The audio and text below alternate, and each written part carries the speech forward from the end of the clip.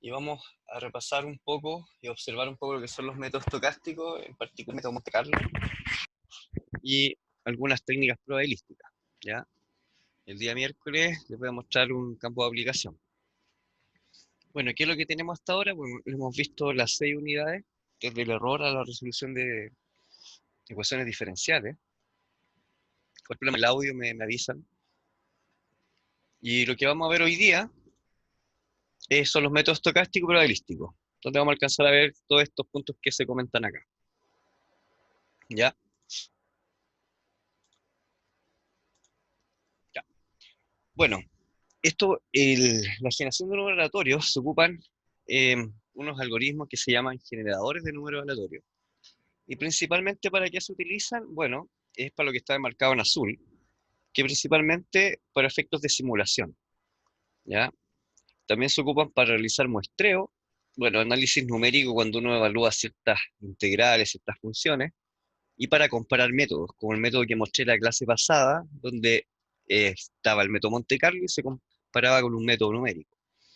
Bueno, testing de programas, donde ¿qué se hace? Además de hacer los cálculos, uno puede generar a partir de los números aleatorios, ¿cierto? Incluso comportamientos de usuario, ¿ya? Y lo otro, evidentemente, los juegos de azar, ¿ya? Pero el enfoque que tienen que tener en su mente, que para lo que más lo van a ocupar en el área de informática y computación, es lo que es simulación, ¿no? Formalmente, ¿qué es lo que es un generador de números aleatorios? Bueno, tiene una estructura de un grafo, donde X es un conjunto finito de estados, ya que estos son los estados que van a ir determinando qué valores se están teniendo en la generación de los números aleatorios. Perdón, que llegaba algo. X, en este caso, ahora sí, X en este caso, X0, el estado inicial, ¿sí? Es decir, la semilla, es el número con el cual se parte la generación de números aleatorios. Y después vienen unas reglas de transición, ¿ya? Que son sobre las cuales se empieza a modificar el número anterior. Aquí está expresado en una pura regla, pero por lo general estas reglas de acá son las que se modifican para los diferentes métodos de generación de números aleatorios, ¿sí? Entonces, en definitiva, la generación de números aleatorios cumple una relación de recurrencia, ¿sí? Que se establece a partir de los valores anteriores de la serie que uno está estimando, ¿no? Bueno, la más conocida a nivel estadístico, pero que no es directamente un generador de números aleatorios como tal, sino que uno utiliza una función de distribución, ¿ya? Y a partir de esa función de distribución, uno va generando números aleatorios. Y la más conocida es la distribución uniforme. ¿Por qué? Porque trata de que todos los valores tengan una misma probabilidad de aparición. No como una función normal, por ejemplo, que unos tienen mayor probabilidad que aparecer que los que están en la esquina, ¿ya? Entonces, por lo general, uno de los algoritmos de partida que se ocupa para generar números aleatorios son las distribuciones uniformes, pero lo que uno trata de buscar acá es que los números aleatorios que se generen cubran la mayor cantidad del dominio de los números por sobre los cuales se están haciendo estas peticiones aleatorias. Pero si ustedes observan, al final, esta de abajo es la función de distribución, que no es más que una función lineal, ¿sí? Prácticamente todos los valores van a recorrer ese rango que está ahí, con una misma probabilidad, ¿sí? Entonces, ¿para qué se ocupa? Bueno, para hacer algunas estimaciones de forma directa, para generar distribuciones discretas y continuas, ¿sí? Y para generar valores de las variables aleatorias dependientes, es decir, las que acompañan por lo generalmente las ecuaciones que uno necesita eh, evaluar dichos puntos o generar nuevos puntos en ese sentido. Ya, ¿cuáles son las propiedades deseables? Bueno, evidentemente que esto tenga una aleatoriedad, distribución uniforme, ¿en qué sentido? Que todos tengan la misma probabilidad de aparecer, que no estén cargados hacia un lado, por decir algo. Y unos razonamientos más o menos razonables, vale la redundancia, son de que al repetir los parámetros del generador se repite la secuencia. Si ustedes han trabajado con números aleatorios en el computador y generan el RAM, por ejemplo, de C, siempre les aparece el mismo número cuando parte el generador. ¿Por qué? Porque ese algoritmo tiene asociado una fórmula que depende de la semilla inicial. Y la semilla inicial del computador, si no uno no se las da, siempre va a partir con la misma semilla. Entonces, por eso, generalmente, cuando ustedes generaron algún número aleatorio, ocupaban el RAM del computador y lo multiplicaban, por ejemplo, por el tiempo del reloj del computador, que es una forma de hacer un truco para generar esos números aleatorios. Bueno, portabilidad, que la secuencia no dependa del lenguaje ni la computadora, ¿sí? Entonces, evidentemente que en una calculadora simple, tal vez números muy grandes no van a funcionar muy bien, porque tiene una capacidad finita la calculadora, en ese sentido. ¿Ya? Entonces ahí va a depender un poco de los registros de bits, etcétera. Pero lo importante es que si uno va a trabajar con números aleatorios y los va a generar en distintas computadoras, por lo general los límites tienen que ser menores a 32 bits, para asegurarse de que se genere un número aleatorio dentro de los mismos rangos en una computadora y otra. ¿Ya? Lo otro es la velocidad del cómputo. Evidentemente la generación de números aleatorios no toma tanto tiempo. Lo que toma tiempo es dependiendo del volumen de números aleatorios que uno quiera generar. Es diferente que uno genere 1000 a que genere, por ejemplo, 10 millones. ¿Para qué voy a ocupar esos 10 millones? ¿Ya? Entonces estos son conceptos un poco relacionados con lo que es la generación de los números aleatorios y lo que se espera tener de esos números. ¿Cuáles son los principios generales? Bueno, que la secuencia de generar intuitivamente de forma aleatoria, es decir, que de alguna manera, dada una fórmula, ¿sí? Los valores que se van generando tengan una cierta lógica, ¿ya? Y esa lógica está asociada a la formulación de cómo se generó ese modelo, que lo vamos a ver ya en la siguiente eh, página, ¿ya? Entonces, si uno va a ocupar algún método, uno tiene que verificar que ese método tenga una cierta teoría detrás y para la cual se aplican algunos test de aleatoriedad. Y este campo es el campo de la estadística, ¿ya? Donde se analiza, por ejemplo, si los valores que se obtienen corresponden a una función particular de distribución, si tienen algún sesgo en el sentido de que están más cargados a un lado, etc. Eso es parte del área estadística. Acá nosotros nos vamos a profundizar un poco de eso, sí voy a hacer un recordatorio de algunos métodos, pero es bueno conocer cómo se está generando esos números aleatorios antes de poder usarlo. Y para eso uno hace ciertas gráficas, que también las vamos a ver un poco más adelante. Y obviamente las propiedades teóricas del generador, que aquí lo que se refiere es conocer los fundamentos, ¿ya? Aunque nosotros los vamos a aplicar directamente, a veces es bueno conocerlos para saber por qué se empiezan a generar algunos números que tal vez no coinciden, por ejemplo, con la secuencia. Ya, esta es una de las fórmulas más sencillas para generar números aleatorios, que se basan en congruencias lineales. Si se fijan aquí hay una función lineal, donde en este sentido, si se fijan, I0 es la semilla inicial, ¿ya? Después esto de aquí tiene un multiplicador, un cierto incremento, etcétera. Ahora, dependiendo de estas constantes que están acá, aparecen diferentes nomenclaturas asociadas a lo que es un generador mixto o un generador multiplicativo. ¿Por qué multiplicativo? Porque si esto es cero, si se fijan, prácticamente se está escalando la semilla inicial todo el tiempo. Y mixto, porque aquí tiene un factor de escala más un ajuste, ¿ya? Entonces, uno puede ocupar estos números y siempre va a tener ciertos números aleatorios, pero después van a ver más adelante que al ser congruencias lineales, se van generando en hiperplanos que de alguna manera son todos lineales, ¿sí? Entonces van a haber algunos lugares que no van a existir números aleatorios, ¿ya? Bueno, ahí se pone un ejemplo de lo que es la generación de estos números aleatorios, si se fijan. No siempre crecen, porque acá aparece el 2, etcétera. Esto no es una secuencia Fibonacci, sino que de alguna manera eso está determinado por el módulo, ¿sí? Y si recuerdan, el módulo está asociado a la base sobre la cual uno está trabajando la generación de los números. Aquí el número máximo que aparecería sería 15. Porque recuerden, se cuenta de 0 a 15, cuando es 16 vuelve a ser 0. ¿Ya? Cualquier duda me van preguntando. Entonces, por lo general, uno tiene que escoger de manera apropiada cuáles son los parámetros. Y uno puede hacer ciertos experimentos, como acá no nos interesa profundizar mucho en la matemática como informático. Lo que uno puede hacer es generar un conjunto de números aleatorios y estarlos graficando, ¿sí? Pero acá, por ejemplo, se da una explicación que la elección del m se relaciona con la longitud de la secuencia, ¿ya? Con el largo de esta secuencia, que uno quiere tener, es decir, la cantidad de números aleatorios que uno va a tener, y los valores A y C con la capacidad de diferencias que pueden haber entre esos números, es decir, la aleatoriedad.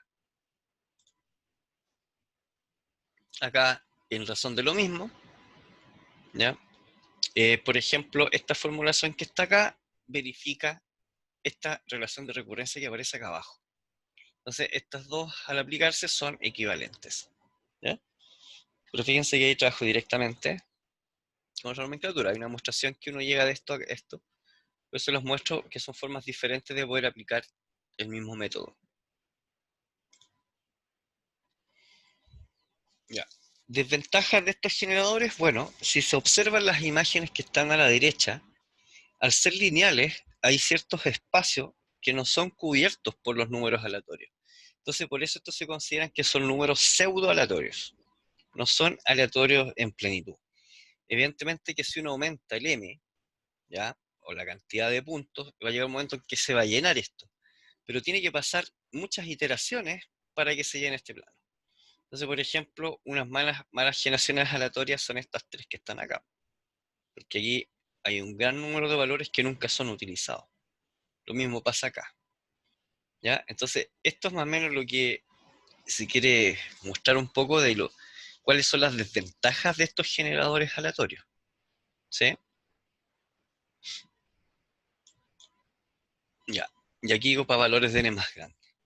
Evidentemente, lo que les comentaba anteriormente, como son funciones lineales, empiezan a llenar de esta manera y evidentemente a medida que se agranda el n, ya empieza a cubrir toda el área. Pero estos son muchos puntos si a veces quiero desarrollar, no sé, por ejemplo, 1000 simulaciones. Aquí podrían haber más de 1000 puntos. Y esto ya en un hipercubo, que vuelve a pasar lo mismo, que acá los planos prácticamente pasan a tener los conjuntos aleatorios, pero hay muchos lugares en los cuales no existen esos puntos. Entonces, cuando yo les comentaba de las gráficas, es bueno cuando generen números aleatorios, hagan una gráfica, que la pueden hacer con MATLAB, etcétera, y grafiquen sus espectros para poder observar un poco cómo se van distribuyendo los valores. ¿Ya?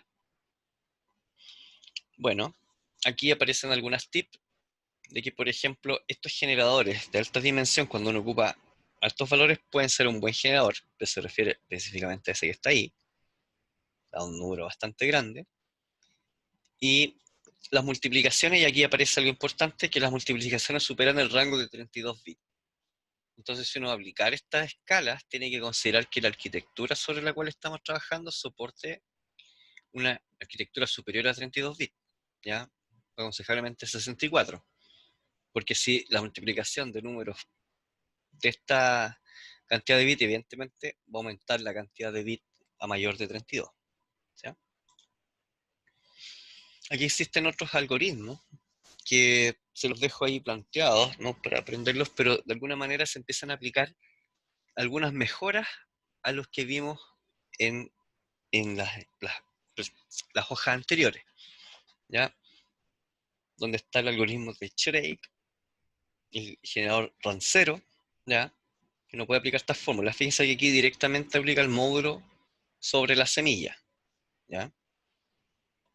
Y hay otros métodos que se generan a partir de tablas secundarias, ¿sí? Donde se almacenan los valores de una tabla. Estos son trucos también informáticos que uno puede hacer, ¿ya?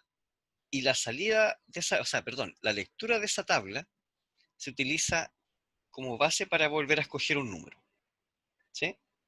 Entonces también son técnicas que uno puede de alguna manera ocupar. Ahora, ¿qué ventajas y desventajas tienen la generación de números aleatorios en tablas? Que para tener muchos números aleatorios, evidentemente almaceno más números en memoria, pero puede ser útil si quiero reducir costo computacional, por ejemplo. Y tengo un listado de números aleatorios construido con una función de mayor costo y el número random que genero es una posición a esa tabla, ¿ya? Eso puede ser, por ejemplo, ¿a qué puede ser aplicado? A estos concursos de azar, ¿sí? Donde hay que tratar de incorporar un algoritmo para que parta con una semilla diferente, si no siempre va a dar los mismos números aleatorios.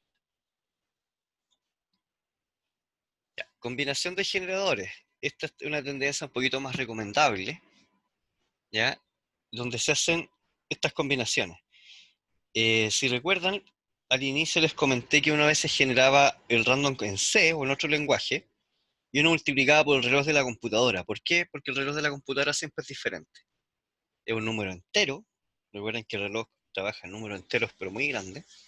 Y cuando llega al final del tamaño, se reinician esos contadores en la computadora. Entonces, algo parecido es más o menos lo que se presenta acá, si se fijan. ¿Ya? No es necesariamente igual, pero aquí, a diferencia de las otras que eran relaciones de recurrencia, acá existen unos operandos dentro de la generación del número aleatorio. Ya en este caso se hace la sumatoria de las semillas anteriores, si es solo una es un número, y así sucesivamente.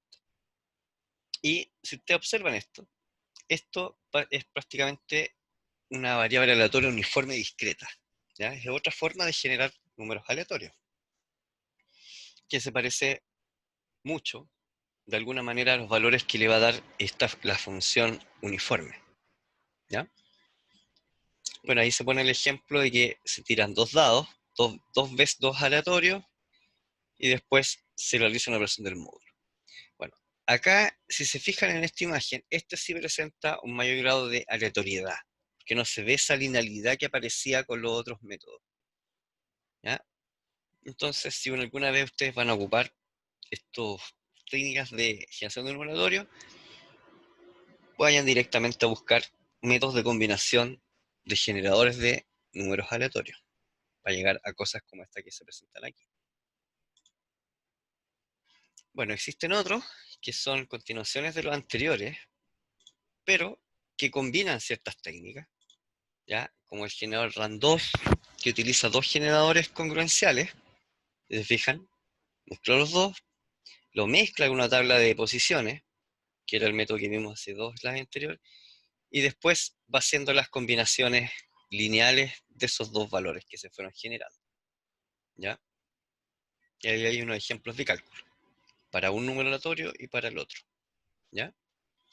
Bueno, los otros, RAN3 es algo parecido, pero se construye una tabla de 55 posiciones con número aleatorio.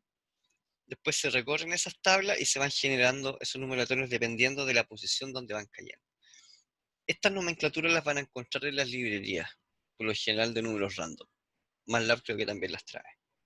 Entonces, al menos ya saben cómo se van generando esos números.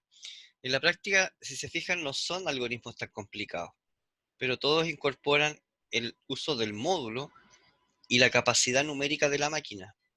Recuerden, esto está asociado a 32 bits, uno podría colocar 64, pero puede que no sea necesario números tan exageradamente grandes para usar en la simulación.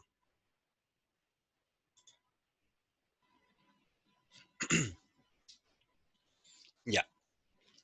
Bueno, hay unas consideraciones sobre este método, que uno puede utilizar estas dos, pero ojalá que estas sean diferentes funciones, porque si no, se va a poder presentar el mismo problema de la congruencia, de los métodos congruentes, ya que aparecen muchas funciones lineales.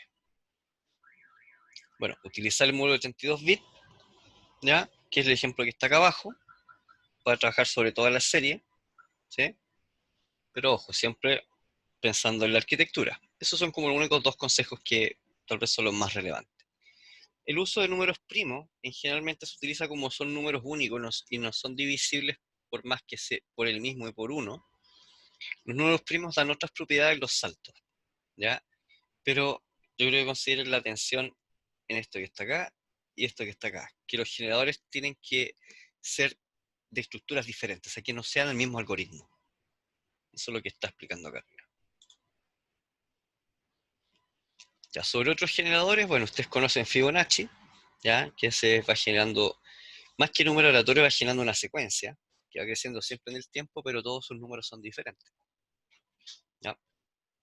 La resta con préstamo, que de alguna manera es una resta que tiene asociado de alguna manera un peso, ¿ya? Suma con acarreo, ¿sí? Que esto está asociado un poco a que se hace una corrección a la suma total y lo que va sobrando del módulo se agrega al número. Bueno, es que el módulo, el resto va a ser 1 en el caso de los módulos de los números, cuando paso, por ejemplo, el módulo de un número bajo la base, ¿ya? Si se fijan, siempre va a ser el mismo número. Es decir, si estoy haciendo 1, 2, 3, 4 y mi base es 10, todos esos números van a ser 1, 2, 3, 4. Cuando paso el 10, ahí me aparece un 0. Entonces ahí el resto es 0. En todos los demás, el resto es prácticamente el número. ¿Ya? Entonces el acarreo, de cierta manera, va considerando esa diferencia en la sumatoria. Aparece el generador MZRAN, ¿ya? Ahí está mal escrito. MZ, sí. No está bien, ¿ya? Que es otro que se utiliza bastante. Y si se fijan, aquí aparece una ecuación de recurrencia, ¿ya? Entonces, en ese sentido, es mejor aplicable este método comparado con los demás, porque este va haciendo dos mezclas. Es como si tuviera dos números aleatorios, pero lo estoy generando sobre la misma serie, sobre la misma recurrencia, ¿no? Esto es lo que se comentó delante, y estas son las mejoras que también se comentaron, que había que ocupar combinaciones de estructuras diferentes y un módulo mayor a 32 bits. Ya, otros generadores, bueno, uno puede incluir combinaciones lineales dentro del mismo generador, pero como le expliqué al principio, uno tiene que observar para qué yo quiero esos números aleatorios, ¿sí? ¿Necesito realmente cubrir todo un espacio? Tal vez no, ¿ya? Entonces ahí uno puede elegir funciones a veces un poquito más simples. Oye, por ejemplo, los algoritmos adaptativos, etcétera, si bien necesitan una aleatoriedad al principio, después sus ejecuciones en el camino se van adaptando, por ejemplo, a la función, como sucedía con el método adaptativo de integración, ¿sí? Que él, dependiendo de las derivadas, iba generando nuevos puntos. Bueno, uno puede aplicar también ese mismo método adaptativo de integrales, pero a partir de números aleatorios. ¿Cuál sería el número aleatorio? Los valores de x. ¿Ya? Por ahí también puede ser una relación. Bueno, si uno desarrolla este generador que está acá, aparece lo que es el polinomio característico, que esto está asociado a la matriz, si se acuerdan, al polinomio que de alguna manera puede caracterizar a esa función de distribución. ¿Ya? En general uno no ocupa tanto estas técnicas, pero sí es bueno conocer que existen. ¿Ya? Ya. Aquí viene la tarea estadística, porque una cosa es que se generen los números y ahora cómo le doy una validez estadística para saber qué tan aleatorios son. Bueno, aparece el test de Kolmogorov, que posiblemente ustedes lo vieron en estadística, donde se hace un test de hipótesis, ¿ya?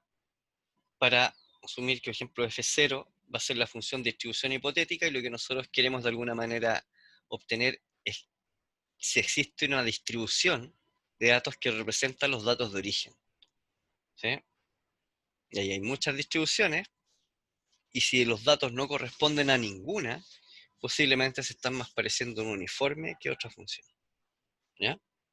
Entonces, estos test se hacen para determinar qué tan lejano están las muestras aleatorias de una función de distribución en particular. Otros test, bueno, el chi cuadrado, ¿cierto?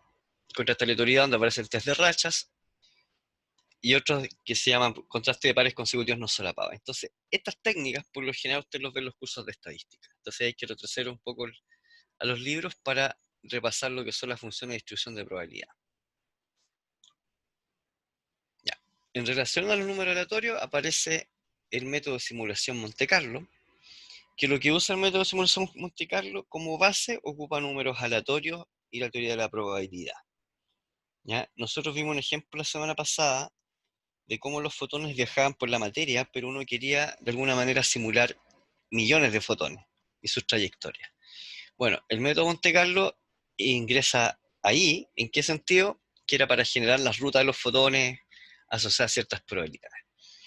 Bueno, ¿qué es lo que es el método Monte Carlo en sí? Bueno, un procedimiento general para generar muestras aleatorias de una población, ¿sí?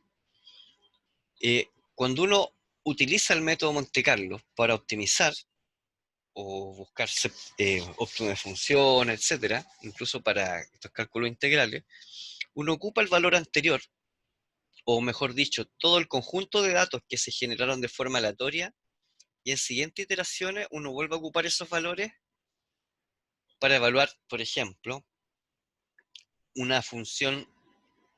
A ver, ¿cómo lo puedo explicar? Voy a hacerlo con un dibujo. Ya, supongamos que se generaron números aleatorios. Yo voy a dibujar un espacio así, ¿ya? Puros puntos. Y supongamos que esos son puros comportamientos de personas, ¿ya? Entonces, bajo cierto criterio, a ver si puedo cambiar color, ¿ya? Supongamos que quisiera establecer, no sé, pues personas con ciertos rasgos y clasificarlas, ¿no? O rasgos personales, no sé. Entonces aquí se genera un subconjunto. Este subconjunto de datos se utiliza para el estudio de la función. Entonces posiblemente estos datos que están acá adentro van a tener una función de distribución, supongamos esa que está ahí. Esta de acá afuera, vamos a llamar, este vamos a llamar A y este vamos a llamar omega. Recuerda, ese es A y omega, si fue una función uniforme, era algo así, ¿cierto? Entonces, el método Monte Carlo, ¿cuál es su obligación más directa? Que supongamos que esto que está aquí, ¿sí? Esto dijimos que eran personas con ciertas características, pero supongamos que este sujeto que está acá es un sujeto que de alguna manera nosotros queremos buscar cómo poder imitarlo. Estoy inventando un problema cualquiera, ¿ya? Entonces, se toman estos puntos que están dentro de esta distribución, y ahora como tiene una distribución, uno puede generar números aleatorios ahora acá, no acá. Al hacer esto, me va a ir generando números aleatorios dentro del mismo espacio donde estuve delante. Es decir, no deberían haber valores afuera. Vuelvo a iterar. Se va a generar otro conjunto. Que acá abajo, posiblemente me va a generar un poco más acotada su función. ¿Qué es lo que estoy mostrando? Estos métodos sirven para ir ajustando valores o encontrando óptimos de función y solamente ocupando valores aleatorios y alguna medida que me indique qué tan cerca estoy de ese valor que está acá, que ahora lo describimos con los círculos. ¿Ya? ¿En qué ayuda esto que está aquí? Bueno, hay problemas que uno tiene incertidumbre, uno no sabe cómo se comportan las cosas, tampoco tiene asociado tal vez un modelo matemático que lo pueda resolver. Entonces uno ocupa los modelos aleatorios y estocásticos para ir modelando ciertas soluciones y ciertos comportamientos, donde estas distribuciones que están acá después nos van a entregar ciertas probabilidades, ¿ya? Que nos va a decir, por ejemplo, bueno, el sujeto ideal necesita la característica X1 y la característica X2, pero en un cierto rango de valores. Eso ya son respuestas numéricas que salen de esta experimentación aleatoria. Lo mismo se aplica, por ejemplo, para resolver integrales, que es lo que aparece acá al lado. Entonces, evidentemente el término Monte Carlo viene acá de los que son los casinos, ¿sí? El casino, ¿por qué? Por la aleatoriedad del funcionamiento de las cartas, los datos, etcétera, supongo que de ahí vendrá.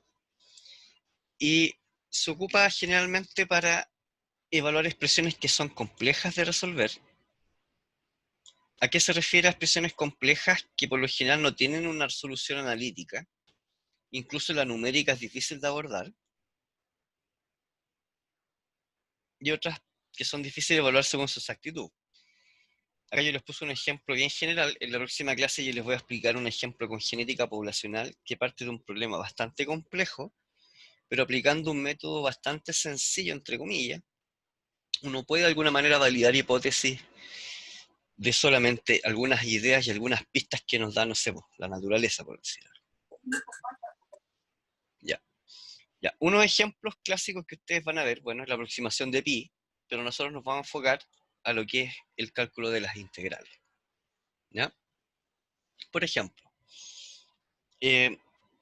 Para el cálculo de integral, supongan que está la integral, ¿cierto?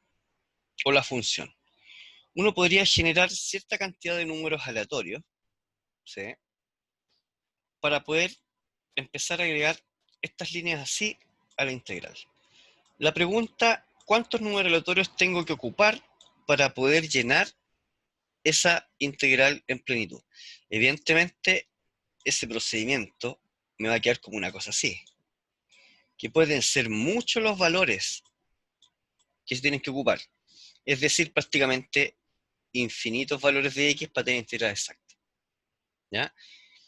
Pero aquí no estoy considerando que una línea, estamos asumiendo que tiene un valor de f, pero no estamos considerando el ancho entre cada valor.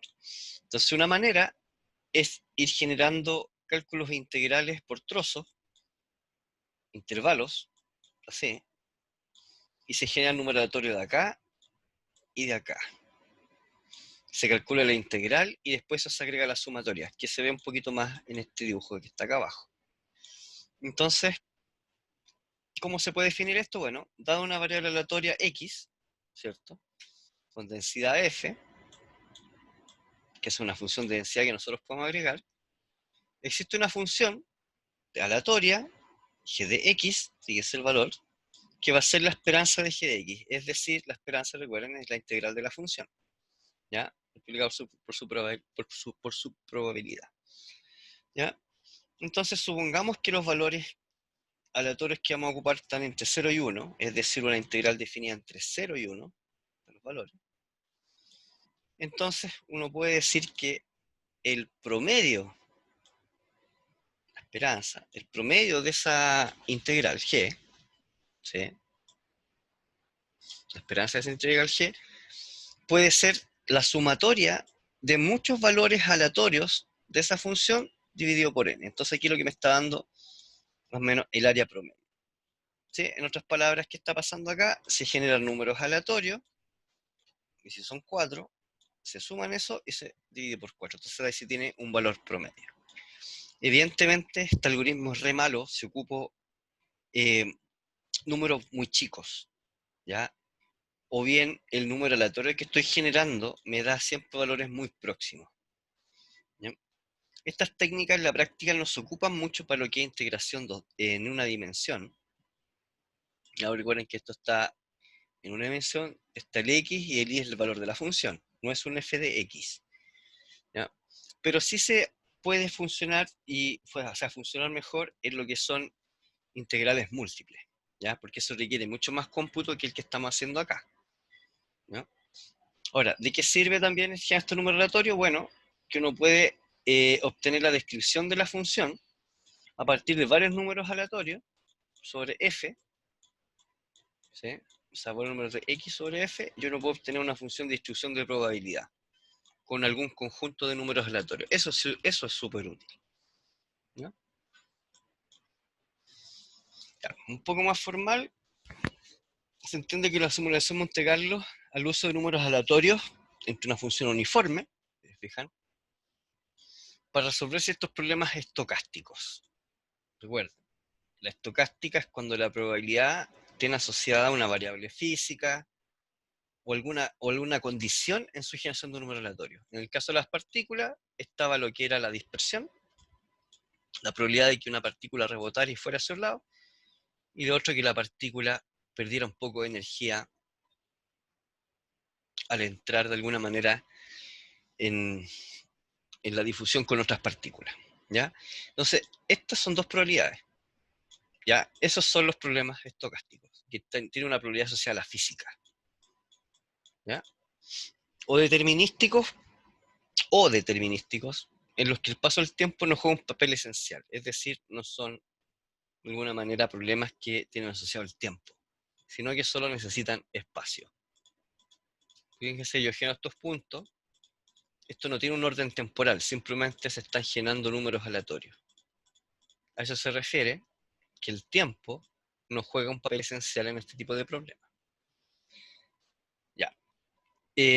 Supongamos que queremos calcular, si se fijan,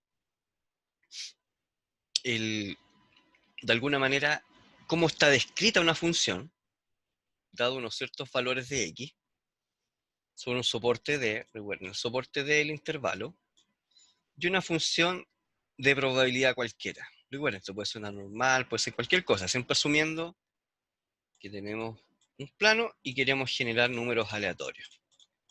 Si es una función normal, va a estar concentrado los valores acá, y aquí los valores empiezan a tener menos probabilidad de aparecer. ¿Sí? ¿Ya? Entonces, fíjense que la sumatoria de esos valores, ¿sí?, que es lo que aparece acá, va a ser igual a la probabilidad de que aparezca ese valor, dado una probabilidad del mismo valor de X. Y eso se refleja como la esperanza de que aparezca un número aleatorio a una función, dado una probabilidad, que esta probabilidad está dada por la función de probabilidad, si se acuerdan. Entonces, por ejemplo, al ser aplicado al cálculo de series, ¿sí?, y quiero obtener una sucesión de variables aleatorias con una media específica, ¿ya?, uno puede más o menos construir esos valores con estas funciones que están acá, ¿ya? Entonces, ¿qué es lo que en definitiva es esto? Que uno, al simular una muestra de muchos valores, podemos estimar cuál es el valor que va a tener, el valor medio que va a tener esa distribución de probabilidad. ¿Ya? ¿Cómo? Con esto que está acá. Entonces, ¿de qué sirve esto? Que a medida que vamos generando estos números, nosotros podemos estar experimentando distintos valores de K para poder aproximar un conjunto de valores que cumpla ciertas características. ¿Ya? Vamos a pasar a la otra que se va a entender un poco más. Ahora, ¿qué es lo que está mostrando esto? Que dado un conjunto, supongamos que C es la integral total. Dado una función de distribución, estas funciones de alguna manera tratan de caracterizar cómo van a estar distribuidos todos esos puntos en ese espacio, tratando de dar la mayor aleatoriedad posible sobre este conjunto que está aquí, ese que está pintado. ¿Ya? Entonces, el mismo método anterior se puede ocupar para lo que es el cálculo de integrales, que era lo que estábamos viendo acá. ¿Ya? Es el mismo método. Si ustedes se fijan, aquí lo que está diciendo, la integral, ¿sí?, bueno, aquí lo está entre 0 y 1, para no de menos infinito más infinito. La integral entre 0 y 1, ¿sí?, de una función de valores aleatorios va a ser igual a su media. ¿Sí? Lo que está diciendo eso. Entonces, una forma de aproximar integrales es siguiendo el mismo esquema anterior de la serie, ¿sí?, en el sentido de ocupar esto que está acá, ¿ya? Uno puede estimar este valor con la misma función que fue aplicada para series. ¿Sí? Otra forma es de alguna manera modificar los límites de la función. Fíjense que aquí está directamente sobre 0,1. Y uno puede hacer lo siguiente. Por ejemplo, supongamos que tenemos una función. Sabemos que esto lo podemos aproximar, la esperanza, con esta fórmula que está acá. Entonces, y si uno tiene cualquier intervalo, por ejemplo entre A y B, uno hace un cambio de variable, ese cambio de variable pasa a la integral, ¿ya? Y se establece una nueva integral, que es esta que está acá. Ahora, ¿qué es lo que cambió? Cambia la función, ahora es h. Pero al igual como cuando era con la técnica de coeficientes indeterminados, uno ocupa otra función para aproximar la integral. ¿Qué es lo que se muestra acá arriba? Esto en rojo es la función exponencial negativa. Uno hace el cambio de función por h y uno está haciendo la integral sobre esta función que está pintada en verde. Esta integral que está acá, numéricamente, va a ser muy cercana a la integral de esta función. Acá otro ejemplo. Se tiene esta función, que es lo que está en rojo, se cambia por esta nomenclatura, que lo que cambió fueron las posiciones de los índices, y se obtiene esta otra integral. Entonces, a nivel gráfico, evidentemente las funciones van a ser distintas, pero sus áreas de cálculo son equivalentes. ¿Ya? Hay más o menos un desarrollo numérico, pero que es lo mismo, ¿ya? Que es como el ejemplo que se estaba mostrando. ¿Ya? Para integrales múltiples se aplica la misma técnica, ¿ya? Ahora, evidentemente esto va a tener un error, pero son aproximaciones que pueden ser incluso más rápidas que un método numérico. Y uno puede más o menos cubrir, ¿cierto? El área o el volumen de las integrales que uno está calculando. Recuerden que la integral entrega un valor escalar, o sea, una magnitud. Y esa magnitud va acompañada por la unidad medida. Unidad medida, recuerden, puede ser m cuadrado, m a la 3 o compuesta. Pero siempre esto va a tener asociado un coeficiente. Por lo general, este es el coeficiente que uno interpreta. Entonces, en definitiva, cuando uno genera estos números aleatorios y hace estos cálculos, está generando estos valores que están acá.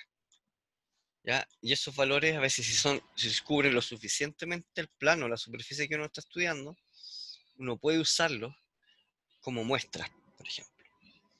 ¿Ya? Por ejemplo, supongamos que estos tienen una función de esta manera. Vamos a suponer que eso está en 3D. Y usted está generando una simulación de un problema y quieren asemejarse a esta función que está acá. Cuando hacen las gráficas, sus valores aleatorios deberían estar cerca de esa función. Evidentemente uno lo puede medir con la norma, pero la interpretación gráfica muestra al lector de manera analítica y visual los resultados. Entonces, esa es una forma de aplicar esos cálculos que están acá. Si nuestros modelos se ajustan o no a un modelo real, a un modelo de probabilidad, etc. ¿Ya? Ya. En términos generales, bueno, la generación de números aleatorios pertenece a un dominio matemático. ¿Qué es el dominio matemático? Tiene asociado una serie de dimensiones que posiblemente eso está en Rn. R1, R2, R3, ¿cierto? Donde ya R3 es como un cubo. ¿Qué pasa en R4? ¿Qué pasa en R5? Etcétera. Eso no se puede graficar, pero sí se puede interpretar. ¿Ya? Como todos los números en Rn se pueden expresar como vectores, uno puede decir, por ejemplo, yo aquí voy a hacer un ejemplo que estuviera en R6. ¿Sí? Pero uno puede expresar que estos valores de R6 están distribuidos, por ejemplo, de esta manera, y evidentemente decir que estos puntos son cercanos entre ellos. ¿Por qué? Porque uno calculó distancias vectoriales. Ya, ¿a qué apunto con esto? Cuando uno tiene problemas de hiperparámetros, ¿qué quiere decir eso? Por ejemplo, supongamos que tengo una función que tiene cosas así. ¿Ya? N. Y aquí vamos a colocar una función lineal nomás. X1, bueno, ustedes me siguen, ¿cierto? Xn. Y supongamos que esa función la queremos minimizar. O sea, esto se transforma en un problema de optimización. Recuerden que esta materia la vimos cuando resolvíamos ecuaciones. Hay formas de optimizar estos valores sin necesidad de aplicar un método numérico. Uno puede aplicar un método estadístico, como por ejemplo el método Monte Carlo. ¿Y cómo sería eso? Bueno, se genera el número aleatorio en los alfa, y esa generación va a tener un valor. Supongamos que el valor fuera 6 en la suma. Genera otro conjunto. Supongamos que eso es 7. Genera otro conjunto, supongamos que ese es 2. En esta iteración voy a tener un conjunto de valores alfa, ¿sí?, generados.